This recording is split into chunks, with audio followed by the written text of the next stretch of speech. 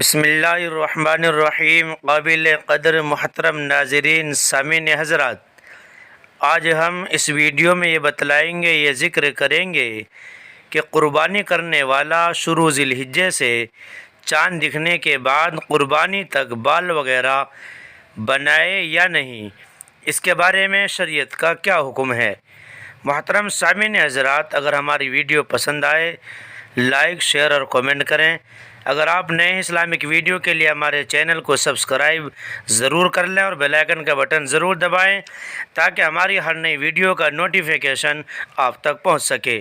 تو چلیے عرض کرتے ہیں کہ قربانی کرنے والا شروع ذی الحجہ سے چاند دکھنے کے بعد قربانی تک بال وغیرہ بنائے یا نہیں، اس کے بارے میں شریعت کا کیا حکم ہے۔ محترم سامعین حضرات، جو شخص قربانی کرنے کا ارادہ رکھتا ہو اس کے لیے افضل یہ ہے کہ ذی الحجہ کا مہینہ شروع ہونے کے بعد سے قربانی تک بدن کے بال اور ناخن وغیرہ نہ کاٹے۔ جو شخص قربانی کا ارادہ رکھتا ہو اس کے لیے افضل یہ ہے کہ ذی الحجہ کا مہینہ شروع ہونے کے بعد سے قربانی تک بدن کے بال اور ناخن وغیرہ نہ کاٹے۔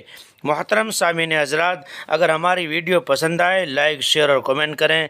اگر آپ نئے اسلامک ویڈیو کے لیے ہمارے چینل کو سبسکرائب ضرور کر لیں اور بیل آئیکن کا بٹن ضرور دبائیں تاکہ ہماری ہر نئی ویڈیو کا نوٹیفیکیشن آپ تک پہنچ سکے۔ فقط والسلام، واللہ اعلم بالصواب۔